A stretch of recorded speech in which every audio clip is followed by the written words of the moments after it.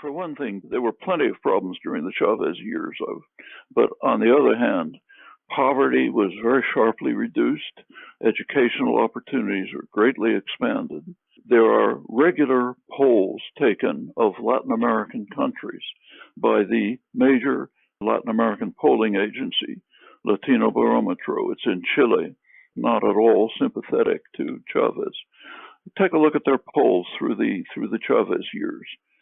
Venezuela ranked right at the top, along with Uruguay, in popular support for democracy and popular support for the government.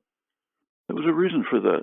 There was election after election, a referendum after referendum, carefully monitored. The Carter Monitoring Foundation, among others, determined that the Venezuelan elections were among the most free in the world. Okay, that's a record of how the population felt, and there were reasons for it. There were serious errors. Actually, I've been criticizing for years.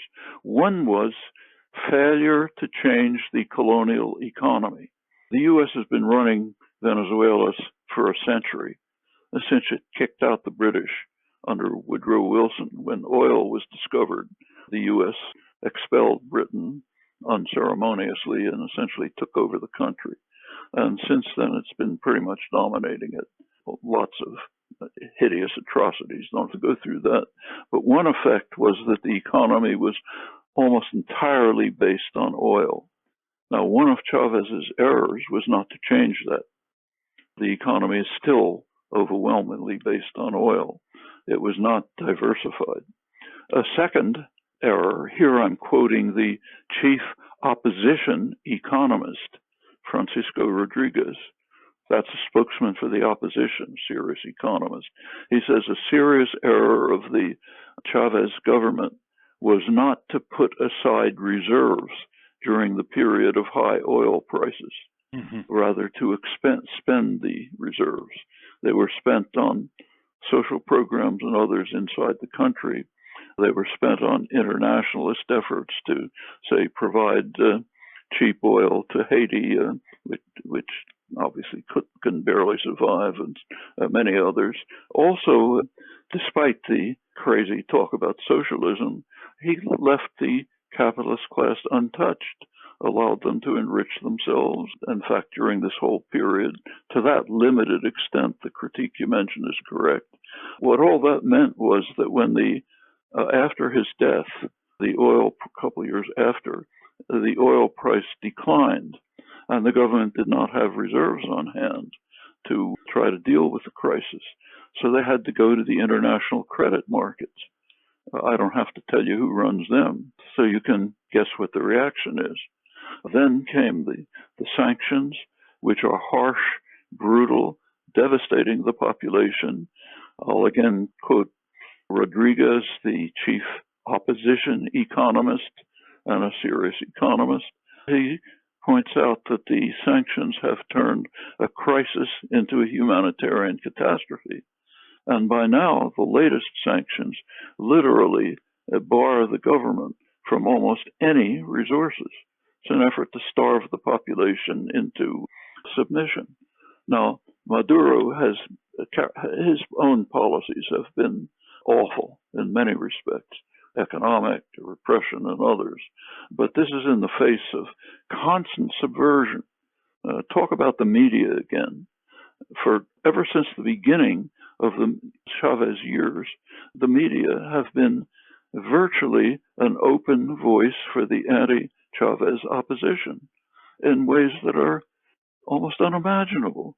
So, for example, in 2002, at the beginning of the Chavez years, there was a military coup. There was a coup which threw out the government, threw out the president, dismantled the parliament, threw out the Supreme Court.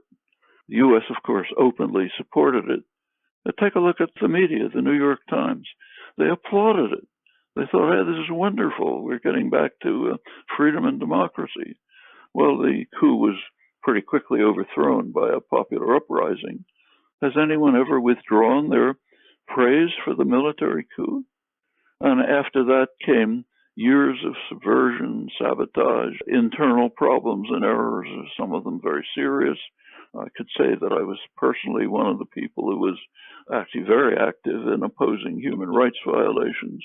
But to disregard the achievements of those years and the popular support for them, in not only in the polls but in election, a fair election after election, that's ridiculous.